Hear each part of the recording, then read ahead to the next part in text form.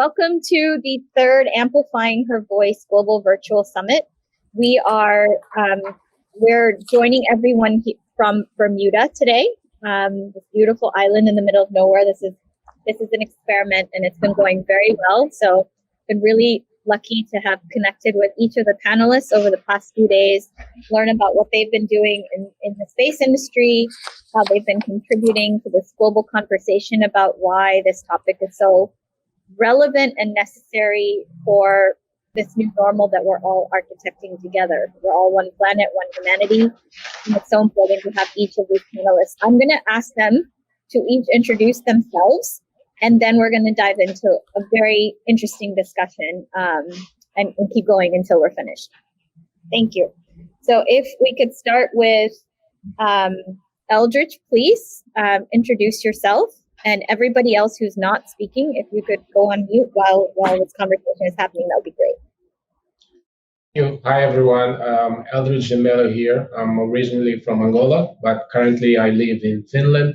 I've been in the space sector for 7 years now. I've done a little bit of everything in the space sector. I started working as a site operator, spent some long nights working 12-hour shifts operating satellites until I decided that maybe it was time to grow a little bit on my career, and I started embracing project management challenges in the space sector.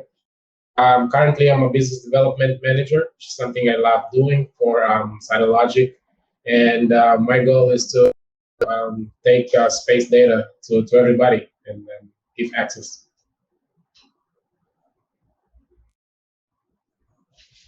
You're on mute.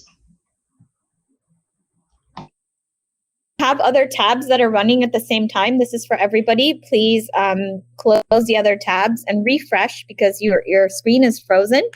And if you see your video disappear, please refresh. Franz, your video is not showing, so just FYI.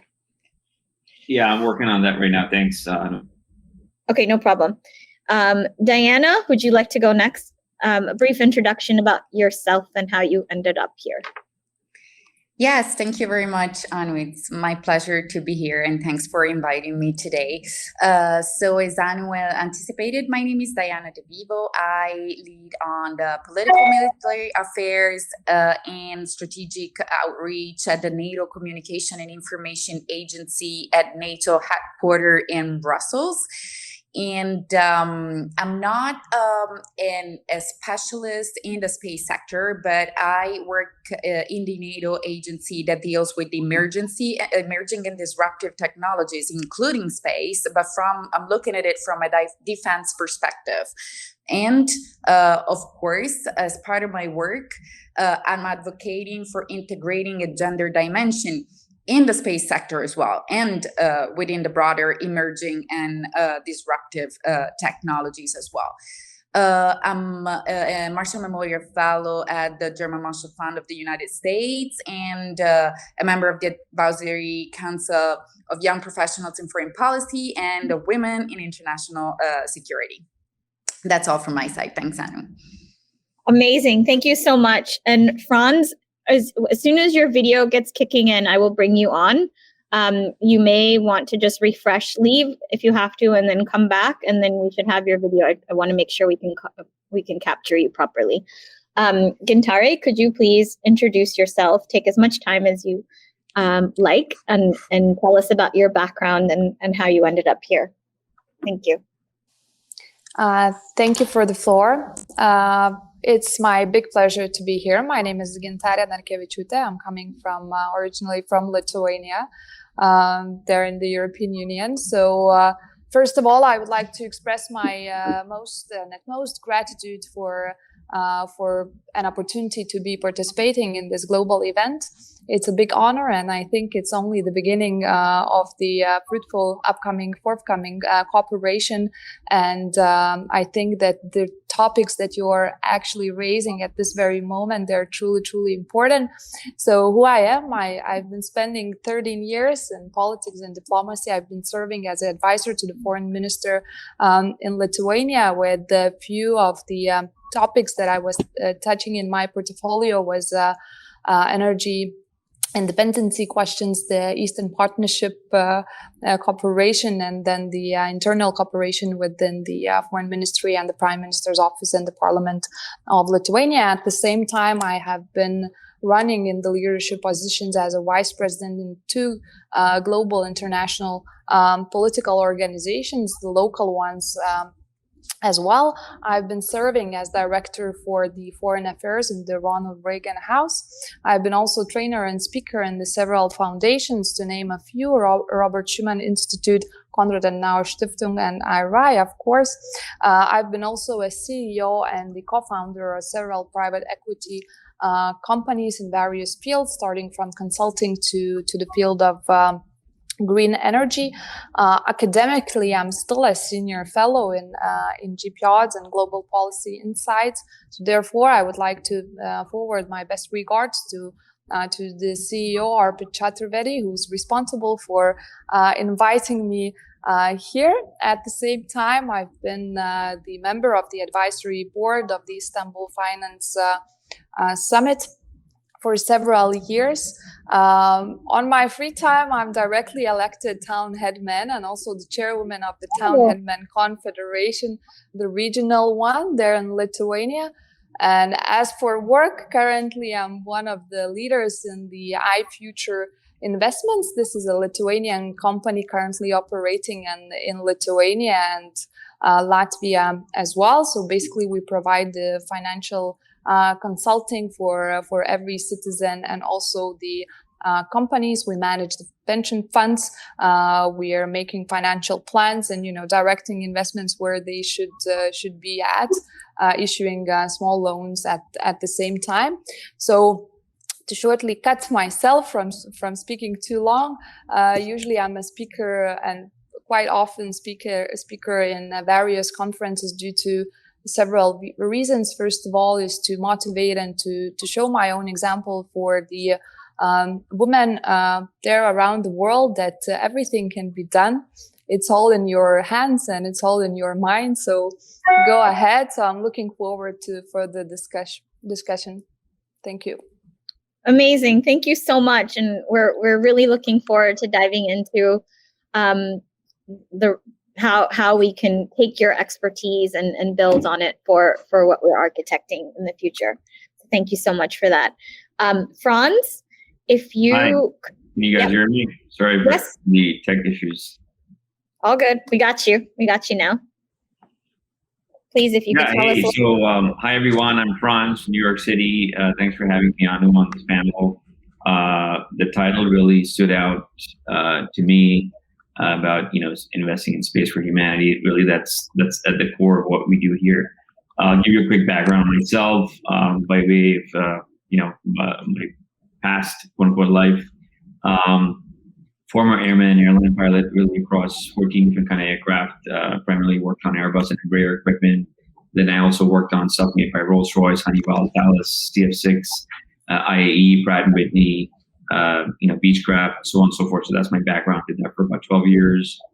Post doing that, I started angel investing. I've been doing that for about 9 years or so.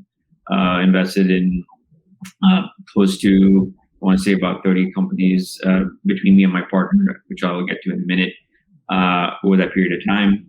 And a couple of years into that whole thing, decided to go back to school while I was there, founded a company of my own too. So I'm a former founder as well. Did that for about 3 years. After that whole founder experience, I switched my own investing strategy a little bit and started looking at emerging managers of the VC asset class, much like myself now. And as a result, I'm also an LP at a fund out there in San Francisco. Nothing to do with space or longevity, which is what I'm doing now. But they're just a general SaaS-based consumer fund. And then I want to say early 2019, I was part of a larger team working on a separate problem for the Greater Boston Food Bank via the Harvard Business School here in New York City. And that's where I met my partner, I'm co-founder of this firm now. We met for coffee in the city as is the norm, to chat about deal flow. Because of my background, I get a lot of deal flow in the aerospace space and so on and so forth. And he gets a lot of deal flow on the biotech side, specifically across the hallmarks of aging in terms of human longevity. And we realized on digging further, there's a huge gap in the VC and PE space where, there's firms out there, there's a lot of them that either invest into deep tech on one hand, but they avoid biotech. And on the other hand, you've got firms that invest into biotech in terms of longevity, but they avoid space. And there's a huge connection, which is part of our thesis. And that's how Space came to be. And I'll stop there. Fantastic. So we have such a diversity in range, both globally and how we approach this topic from different sectors and different policymakers and so on and so forth. We had one panelist who wasn't able to make it today, and he was so gracious to make a video for us to talk about why this topic was so important to the European Space Agency. I'm going to share that video before we dive in. David, thank you. Hi, it's a shame I cannot be there with you today, but amplifying her voice is something that matters to me personally and more broadly. So I wanted to be virtually with you, calling out of Oxford, despite a personal commitment that I made that takes me back to my home country, Italy. This is a small testament and a contribution that shows how, step by step, everything can change for the better. Keen to show this contribution to the future of work and the diversity as one of the space institutions, that is the European Space Agency, to which I have the honor to work for. Let's draw a few imaginary circles of, or let's say call them sphere of influence, from the largest to the small one. The largest one is the space ecosystem that ESA works and is inserted in. I'm proud to report that our statistics shows that the European Space Agency programs account for 32% in female employment. And this is really the external side of ESA, the companies that we work with that are 80% small and medium-sized enterprises. Why am I saying that? Because this highly skilled female employment is strongly rooted in the social ecosystem of the region where space delivers innovation. The second circle could be the ESA corporate, in fact, still quite large. And again, I'm proud to say that ESA has a chief diversity officer since 2017. Her name is Ersilia Vaudo Scarpetta. Ersilia is a friend and a fellow Italian, working with the European Space Agency since 1991. Ersilia has been part of ESA strategy and internal relationship also in Washington. And now, as a Chief Diversity Officer, Ersilia amplifies what is the agency wealth of diversity so that values and objectives become policy and business practices. So now, coming to the smaller circle of influence, I can provide my direct experience. That is very positive, and I can only say thanks to those excellent young female professionals that I had the pleasure to work with. And ESA would not look as good or not perform as good without them. I will mention just a few: Vanessa, Laura, Susanna, Maren, Celine, women of great talent that will certainly grow to change their surrounding environment as they manage to change ESA. So diversity matters, and as I conclude, it must be said that it also forms parts of the United Nations Sustainable Development Goals. We have entered the decade of action, so it means that we have less than 10 years to make it count. The technology, the data intelligence, the human capital that space can employ to its full capacity is very important. So my last wish is to enjoy this fantastic group of speakers and see you the next time. Okay, now we're back. So that was Elia Montanari from the European Space Agency, and we had a slight echo earlier. I don't know if you all heard it. If you do hear it, let me know. We're good now, and we're just very grateful that he was able to share a few words, and they have been making investments into women-led ventures. I had a wonderful call with him in terms of their strategy, and as he mentioned, they're very proactive in terms of getting women in senior leadership positions. Gintare, you and I spoke about this, about why it matters having women at the top layers. I wanted to have Franz comment a few words on some of the investments that he's been making as it relates to ESG, and especially, having diversity in some of the investments that you've considered in your portfolio. Franz? I guess I'll start with make it brief, and I'll start with our thesis and why we're doing what we're doing, and then kind of give you guys an overview of what the whole space industry looks like at this point from an investor standpoint. So as I mentioned before, Space VC, we're really a hybrid firm focused on space technology on one vertical and human longevity on the other side. So it's both deep tech and biotech together. We're the only firm out there is doing this together, and it's simple because of our thesis, and we believe that the emerging synergy of space technology and human longevity will enable humanity to create massive value, in the trillions of dollars, if not more, right? And by backing these founders, innovating in both these verticals, right, that will create robust on and off-world economies that will positively impact humanity and its future generations, both on and off our planet. That's our really simple thesis of why we're doing what we're doing. So this really fits into that whole broader purview. So where we are right now in terms of, and I'll only talk about space since this is not really has anything to do with longevity, but there's a connection there. Space is really approximately a 400 billion, market today, and it's slated to go with its current trajectory. It's probably going to be somewhere in the neighborhood of about 2 trillion by 2040 or so. And we're seeing, so let's dive into a little bit of what that entails, right? Because there's two aspects of this. It's not only about investing into founders from a venture capital perspective, it's also about generating returns for our LPs. And for that, we kind of like have to look at the numbers and where the deals are and so on and so forth, just in this last decade. So really since 2012, there's been about close to 1,500 unique companies, about 186 or 187 approximate $1 billion has been invested in approximately 3,500 rounds in different kinds of space technologies. And this is ranging from Earth observation, satellites, PNT services, communications, launch. There's 3 different kinds of launch categories: small, medium, and heavy. You've got there's logistics, there's so on and so forth, and there's a lot of these categories. The largest category is satellites. There were approximately close to, I want to say, about 1,500 rounds in 15 to 100 to about 2,000 rounds in terms of investing into various stages of satellites across this period. The next up is Earth observation, and that ties into a lot of the stuff that we're doing here.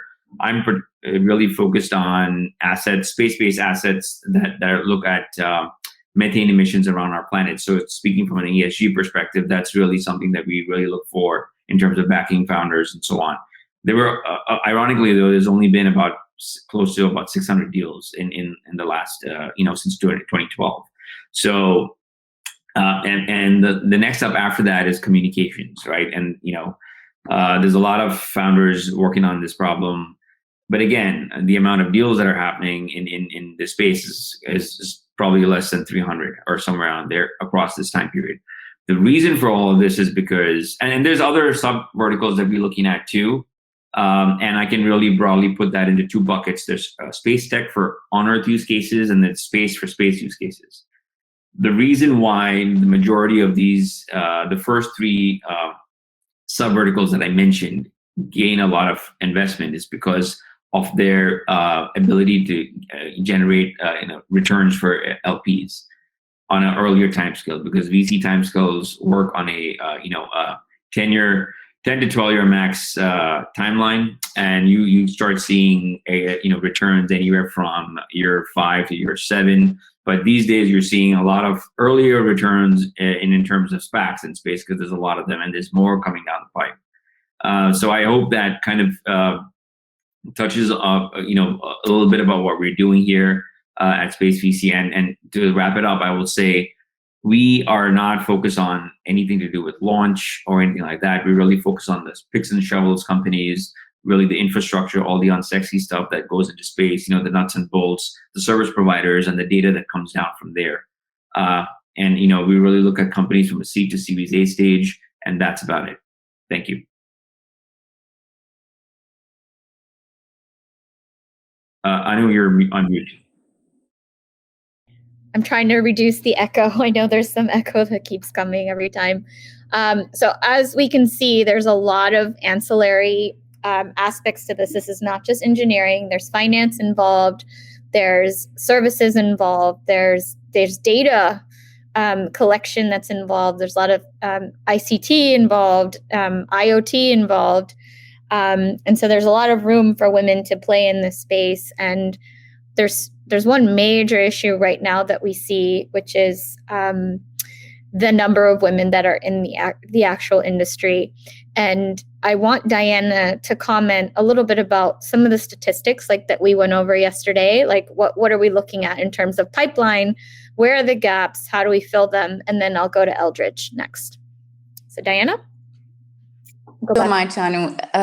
Yes, absolutely. I want to absolutely build on what we discussed yesterday and pull up some numbers for you to make it really relevant. Currently, if we look at the people that travel to space, the number equals to 566.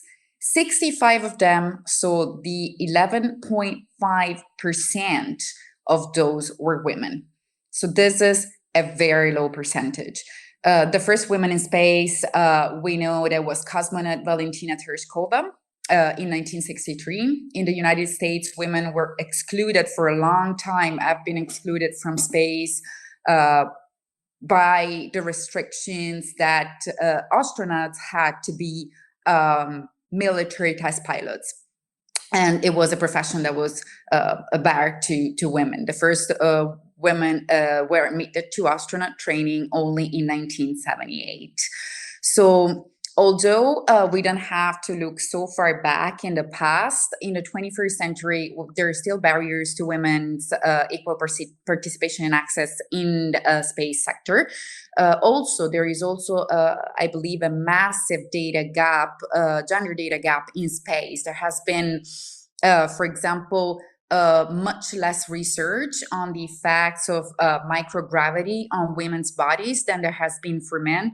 However, maybe it has been said that women in many ways make the ideal astronauts because physical strength and height are not really advantages in microgravity.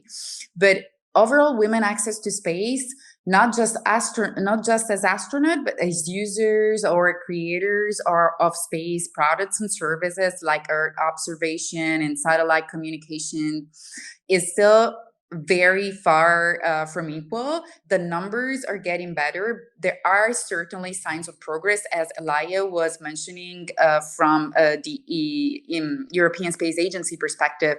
The ESA is certainly investing a lot in this, and NASA as well.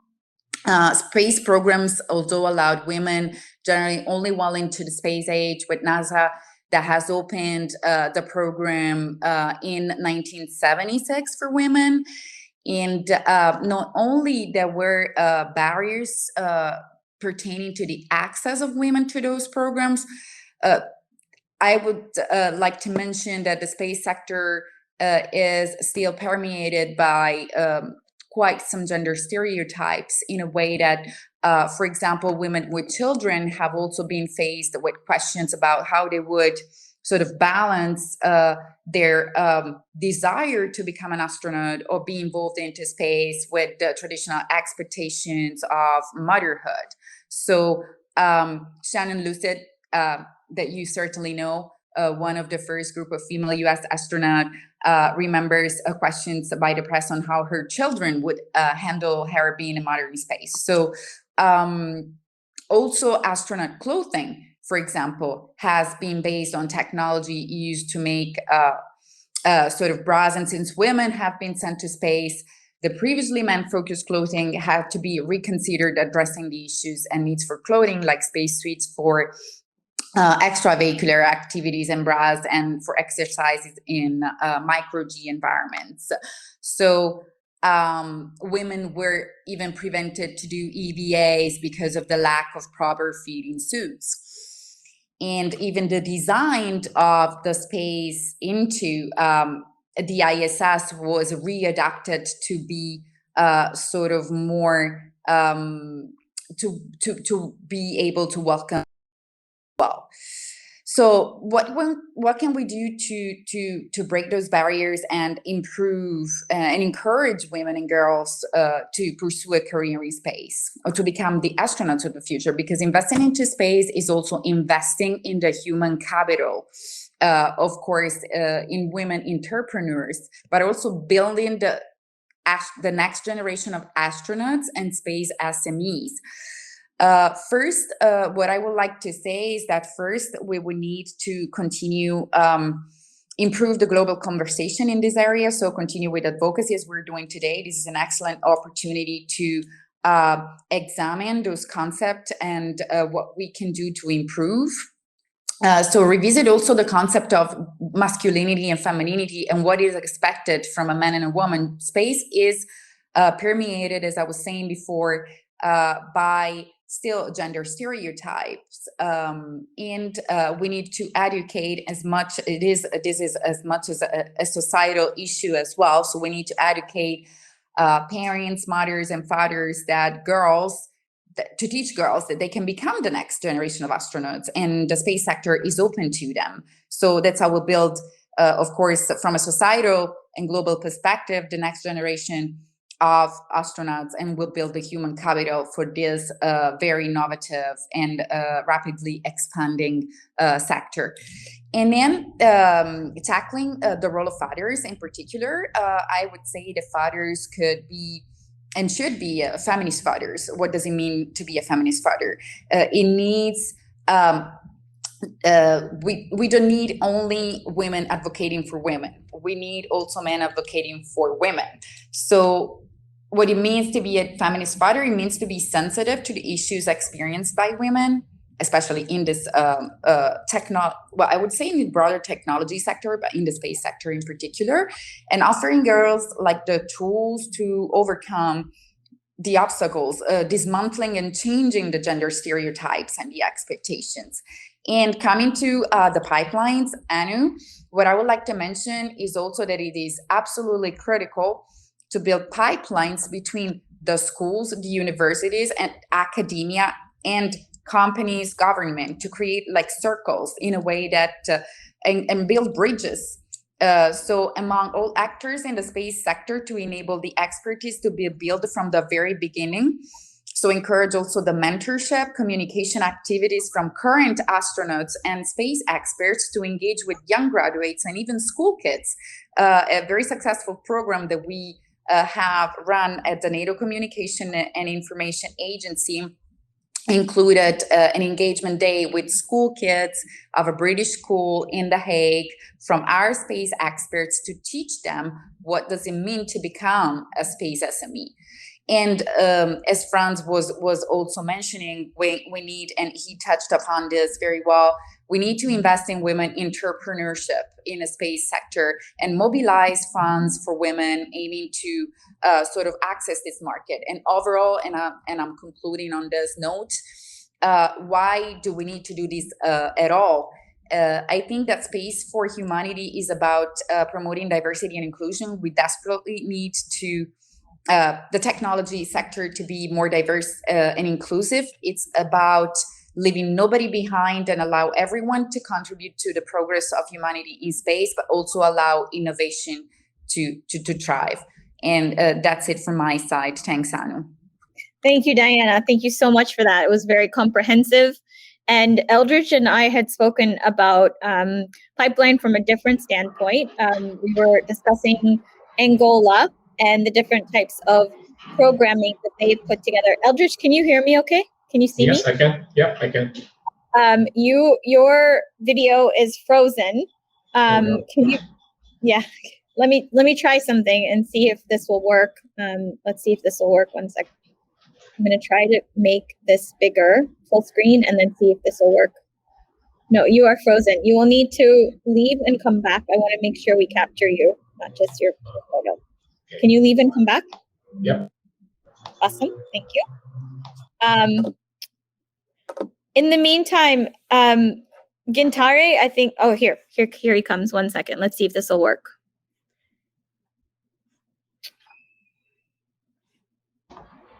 Should be back in 2 seconds. Hi. Okay, Can great. you You're see not. me now? Yep, we can see you now. So we were talking about pipeline issues and getting more women and how do we do this? And we talked about Angola being, gender equitable, having a lot of women in the government and also just, it's progressive in nature. But at the same time, there's opportunities for getting more young women into the industry. And we had touched upon geographic information systems as an opportunity for us to focus. Like Diana had mentioned something about astronauts training. How do we get pipeline into getting more women into space? But why don't you touch upon what they can do aside from just getting them into space? Like how do women and girls get into the industry itself? Yeah, so that's a great question. And then one of the things that we talked about was that for some time, Angola, I think for 2 years, had a government with the most women. And that's the message behind that. What I learned personally from that is that usually change is easier when it comes from above or from people who are making the decisions. Lawmakers, politicians, when they put in place policies that can actually enable or promote this gender equality, diversity in the workforce, which is very important. And just feeding off a little bit from what Diana said, there are studies that prove that if you want to innovate, you need to have a diverse environment, a diverse background. And you'll see that companies that are diverse, that have they are very much balanced in terms of gender, they strive. They are very successful. And that's very important. There are studies, a lot of studies that have been done before on that. Going back to Angola, I need to give you a quick overview in terms of culture. So in terms of culture, for a very long time, the place for the woman was to be at home, taking care of the kids. And this has proven to be a disaster for societies because we miss out on so much. I mean, you imagine every woman that is not contributing to innovation or in the workforce, imagine just how much you're missing out, how much solutions, how much opportunities that a nation is missing out. So currently, Angola has been trying to push for gender equality. There's been a lot of events happening, promoting. I'm a father, and I was very happy when my daughter, she didn't tell me, she told somebody else she wanted to be a space systems engineer. I was very happy to hear that. And we try to organize events to inspire kids, especially girls, to make them believe, hey, this is possible for you. There's no difference between a boy and a girl, But a lot of as also going back a little bit to what Diana said already. Me as a parent, I need to be able to filter and only show to my kid things that will not bring a mental barrier. What do I mean with that? For example, movies. And I can relate to that as well, because growing up, if I watch movies and I only see, for example, astronauts are only Americans. So I'm already growing up thinking, this is not for me. I can never be an astronaut because I'm not from the United States of America. So my job now as a parent and also as an adult and a professional is to try to help to break these barriers so that kids and young girls, they can believe in being a part of the space industry, in contributing. Luckily now, and this feeds to people like France, for example, we have the democratization of space, but it's not really democratized if it's not balanced. I'm sorry, there's a lot of talk now about we are democratizing space, and now it's not, because if we still don't have, if we still have less than 30% of women on the overall numbers of people of the workforce in the space sector, then it's not really democratized, in my opinion, and we still need to work on that. But the democratization of space opens up a lot of opportunities, because you don't only need people who are working in defense programs or people who are working in governments agencies. You need people working in marketing, people working in finances, because of the commercialization of space. And this opened up a very big opportunity for developing nations that can't develop hardware or technology.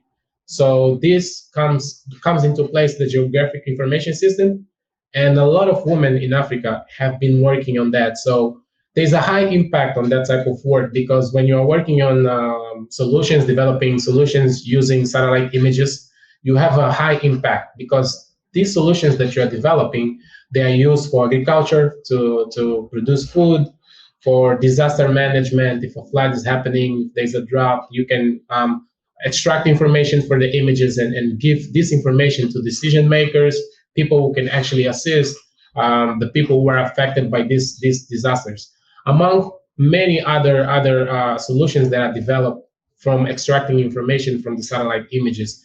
And this is a field that a lot of women have been contributing on. And actually, there's a very famous group, which is a Woman in Geospatial, where if you don't know about them, I advise you to search a little bit. They do a lot of amazing work in terms of building solutions, and it's just really amazing, this world of geographic information system, because I see that for Africa specifically as a shortcut for us to be able to tackle most of the problems that we have at the moment. And it's a very, very easy way for you to go straight and tackle the Sustainable Development Goals from the United Nations. So I wanted to close with this. Thank you.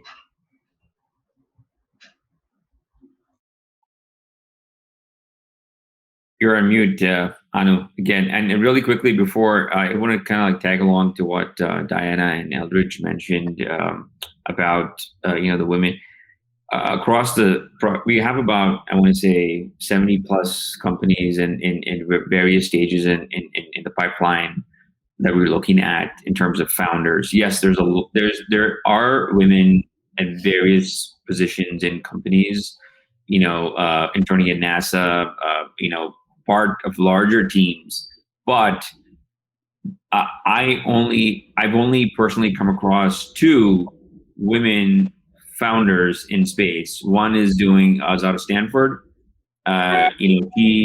She's building her team, and she's working in the orbital debris tracking and mitigation, sector, and the subsector of space. And the other one is, she's part of a co-founding team where, she's the only woman on that team, but in the CEO role, and they're working on space tugs, or that's what they're working on. My point here being, there's only 2 women leaders in that I've come across in a sea of deals, in a sea of across the board, when you're talking about anything from communication, satellites, and it's not to say that there are women out there who are not capable of doing these roles. There are. It's unfortunate that this is the case. I have come across a whole bunch of women investors, though, in deep tech. That trend is on the rise. More and more folks that I know of, at least in the US, really sure about the situation out there in Europe. But hopefully things will change. So Franz really commenting on this, and then I'm going to get to Kintare, because we're going to dive in even deeper with the Nordics and the Baltics in just a moment. Have you come across Kelly Kedis, Mariah Tanner, Fatima Hamdani? Have any of those women come across your radar? Not that I know of, no. Okay, so one of the things that we had take away from Project Artemis yesterday is to have a session at the next Amplifying Her Voice for investing in space, but actually bringing women in the aerospace industry to the table. And those people like yourselves who are looking for these deals, there's other men and other family offices that we're in touch with. I had a session on the Mother's Day Summit where, there's a number of people that are interested in becoming investors into these deals. So we're going to put a roundtable together at the next Amplifying Her Voice. That's one of my takeaways from this entire summit is we've got to put this together because there's women looking for money, they're underfunded, and men like you saying, I can't find the deal. So we're going to set this up for the next one. Just stay on my radar and I'll stay on yours. Gintare, I've been looking forward to this since we had our talk. You have seen the promise and the possibilities when there is gender equality. You come from a very progressive country, a progressive government. Let's shed some light on this topic, investing in space for humanity from your point of view. Thank you. Jump in. Thank you so much, Anu. So first of all, regardless from the fact that the space industry topic is quite an alien for me, so here I would like to focus for something which we truly share in common, and that's caring for women. And I would rather say I'm carer for gender equality in that sense. So on that note, I would be daring to say that in the Nordic Baltic states we will soon have an issue with the male gender inequality in all the sectors. So to start with politics, as you can see, most of our prime ministers in Nordic and Baltic states are women. We here in Lithuania, we have more than half of the cabinet of the ministers that are women, and most of them are in a truly young age, and country is doing relatively well, right?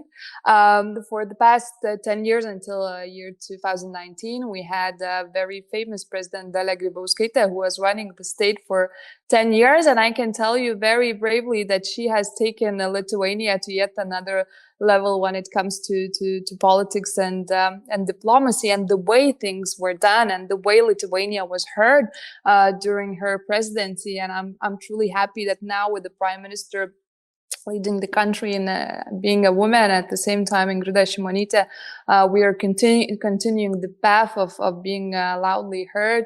So here on this picture, I'm truly eager to see the day when we'll be having, as for example, the Council of Europe meetings as such, or the summit meetings where we will be able to see majority of the women. And I think these days are coming very shortly. Of course, there are still issues that are being felt, and they're mainly in the not equal pay when it comes to men and women. But I think, as Aldrich said, and Diana also have mentioned, they made a path to this mental, cultural, and I would also add religious aspects to that. And on that note, would like to say that, it all starts from our heads.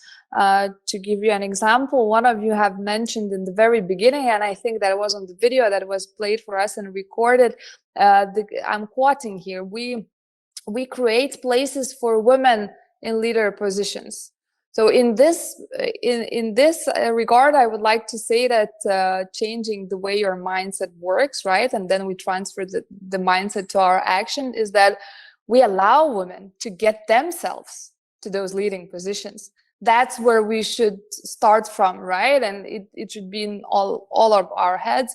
And first of all, of course, in those decision makers that are creating those barriers, as Diana has mentioned, if there are restrictions in the rules, first of all, the rules have to change, and it has to be modified so that it would be equal to everyone, that the conditionalities would be equal for everyone to join. So we have to begin from there. And then when it comes to salary policy, for example, we in iFuture have a no ceiling salary policy. And we suggest one of the highest salaries in Lithuania. This is true. This is a fact. Most of our even consultants are earning more than the president of Lithuania. So, you know, if the opportunity is given, I'm sure that women are grabbing it quite quickly. Just yesterday, and actually that rang during one of you when you were talking, it rang a bell to my mind when I was leading a training session internally yesterday. And one of the questions I have received from a woman who is starting to work with us, and she's also a mother. And I think Diana also has mentioned about inequality when it comes to mothers working on the field, on the sector. So I gave her a very, very simple example, and that was myself. I'm also a mother. My daughter is turning 11 very soon on July 4th, the Independence Day of the United States. I usually make a joke that, daughter, once you go to the US, all Americans are celebrating your birthday. So she's truly looking forward to travel there.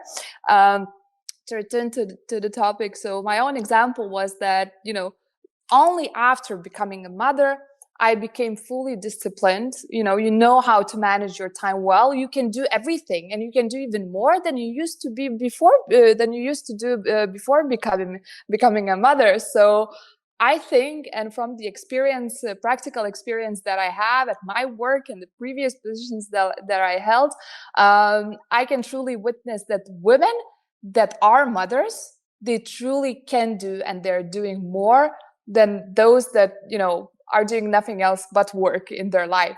So in this situation, I would only like to encourage and you know, go ahead. So I've mentioned discipline a couple of times, and in here I would also like to jump in and to say that because motivation was mentioned too. Inspiration is something which is very good. Motivation, you know what I would like to say, that leaders don't need a motivation. They're motivated internally already. They need a discipline.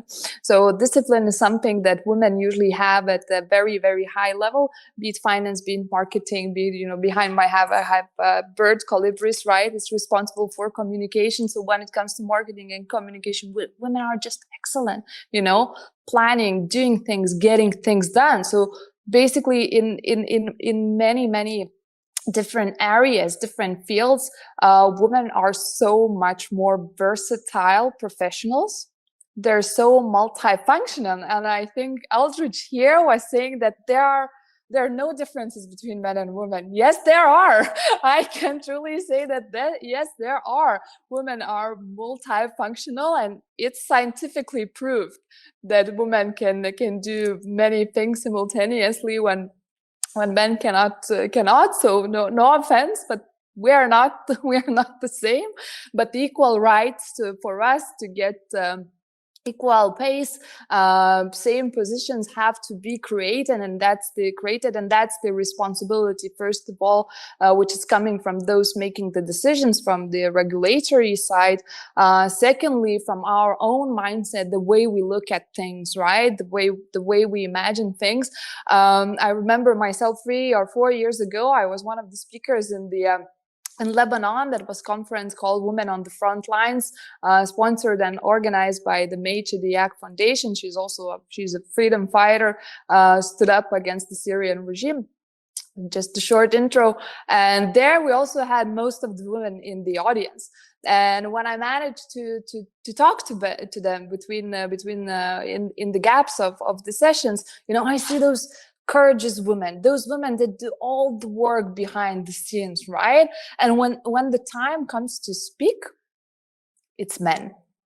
Imagine a big company or a corporation. Most of the women are doing the most important job, and then when there is a time to really come up and speak, those are truly usually men doing that. So the thing that I saw there is that usually us women, we are like locked in this bubble, but in ourselves, right? And this bubble is very fragile.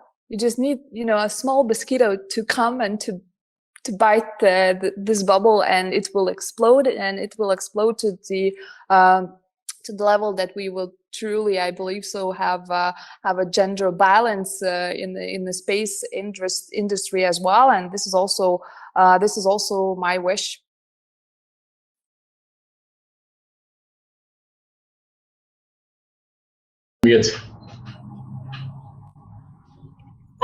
This again shows the promise and the potential of what's on its way. I truly believe this. There's enough men supporting the work that you're doing and we're all doing here. So fantastic. Eldridge has to jump in 4 minutes. I wanted you to tie this up to, like we are all one planet, we are all one humanity, and just the role of women that you see, and what are proactive steps that you see, from the work that you're doing. The conferences that are happening in your own country. Do you see the needle moving? And if so, areas for women growth, actual solutions, what do you see that we need at this moment? Yeah, so actually some positive aspects from my country that I can take as an example. We have conferences dedicated for women working in STEM, women engineers, and that's has been really motivating a lot of other young girls to get into the STEM field, because it's very important. So this is something that I wish it could be in more African countries. I believe that there's definitely a will to move towards the right direction, but a lot more has to be done. So really, this goes back to what Jintara was saying, giving the space to the woman, not just having them on the background, doing all the heavy lifting, and then men showing up to take all the credit for the heavy lifting that was done. I've been very fortunate because for most part of my career, I've had women that were my boss. So my first boss was a woman, my second boss was a woman, third, fourth. So it's always been, I'm biased, maybe I'm biased, but and I believe I've seen the differences between a woman leading and a man leading. So when I speak from experience. And why not go back to our mothers? As a project manager, I always tell people that the best project manager in the world is your mother. Because of all the multitasking that a mother has to do, all the different things that a mother has to think. Otherwise, things will just not work. Even if a mother has 2 to 3 jobs, she can still think a lot of things and really help the family have foundations. While it's different for a man. A man, if he has 1, maximum 2 jobs, he's like, the head's not really on the place, only has to focus on one thing. So my really last message is that we are definitely moving towards the right direction, but a lot more has to be done. And I think that we should start with motivating younger generations. So not only motivating younger girls that they can do it, but also motivating or showing to younger boys that women can do it. So that, the younger generation, they can grow up with a different mentality than my generation or older generations have. I want to close with this and really say that it was a pleasure being in this panel with all of you, really amazing people. Fortunately, I have to run for a business meeting, but I hope to see you all again. Thank you very much. Thank you, Eldridge. An example of a feminist father trying to get his daughter into space industry. That's awesome. Yep. Thank you so much. Fantastic. Bye. Appreciate it. Bye. So I will offer the last few minutes.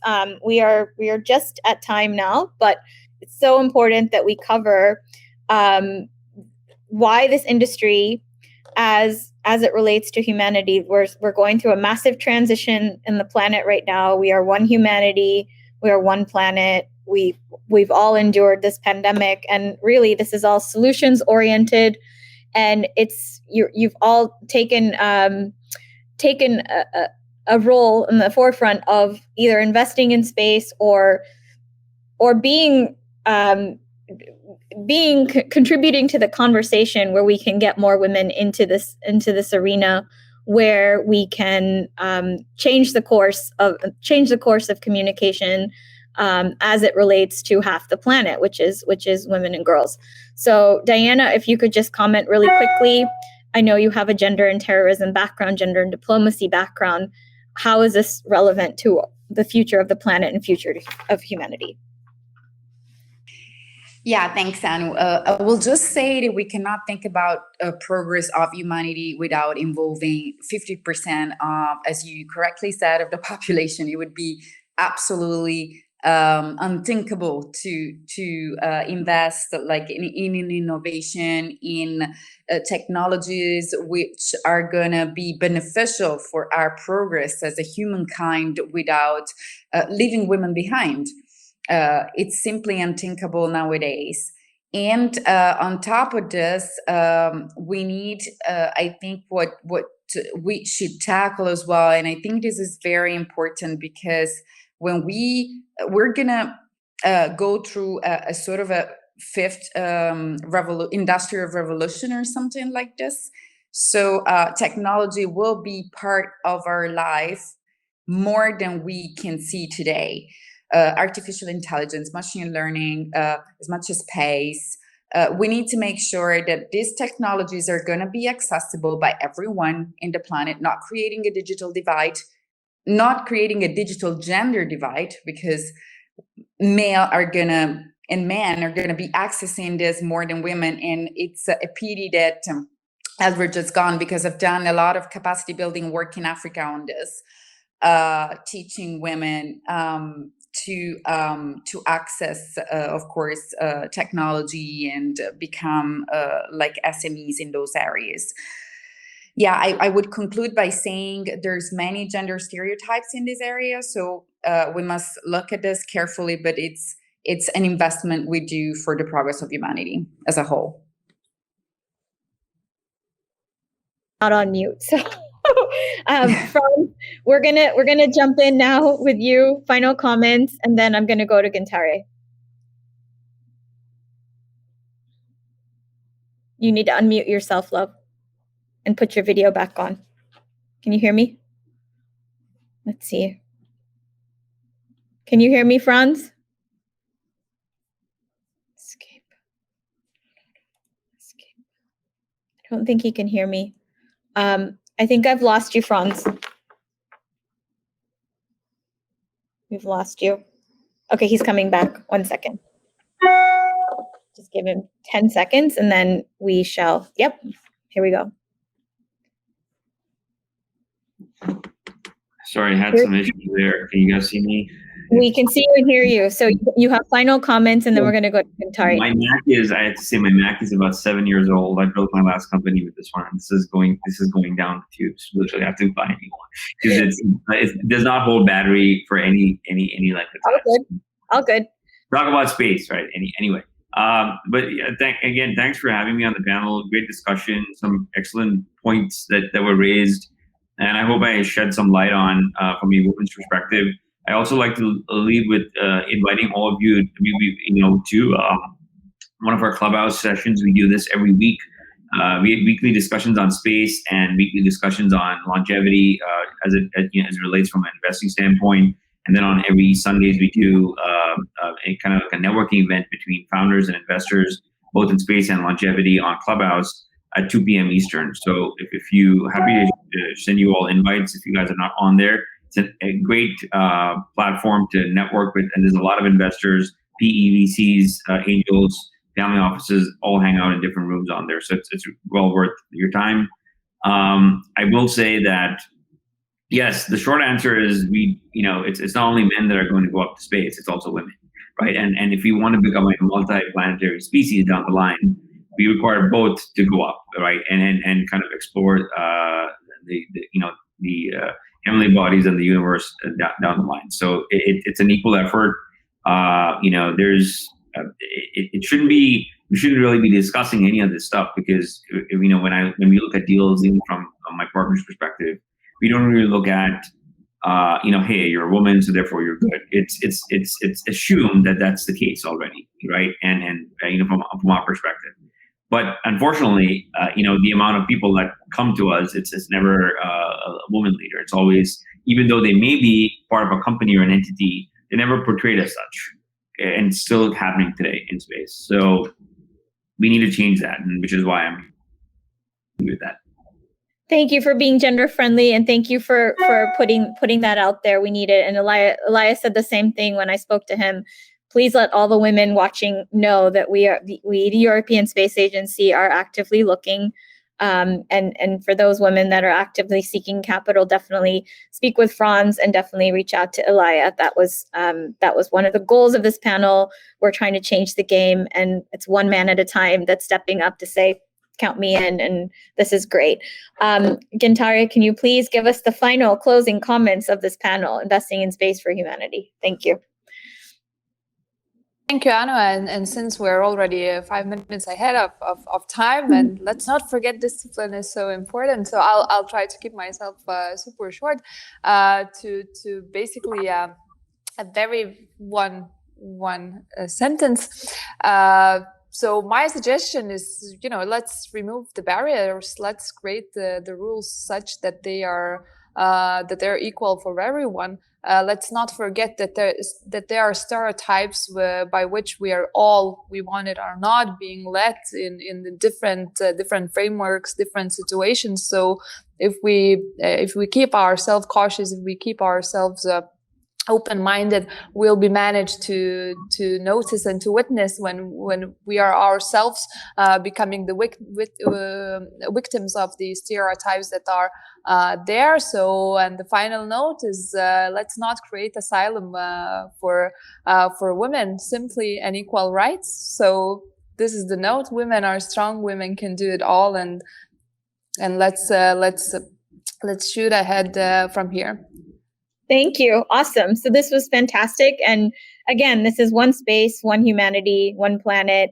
It's one people at the end of the day. So we are very much supportive of all of the work, all the programs, initiatives. And again, those women that are seeking capital, definitely reach out to Franz and Elia. And again, pipeline programming, all of these things are all interlinked, and we see how it's all relevant, not just for the future of the planet now, but for our children and our children's children. So thank you all for joining us. And we hope to build on this conversation next time, where we actually have a roundtable where we bring women-led companies and start to bring in women investors. Everybody's important in this dialogue, policymakers and people in the industry and people who want to be a part of this industry. So thank you. Thank you. Bye. Bye, everyone. Bye, everyone. Have a great day.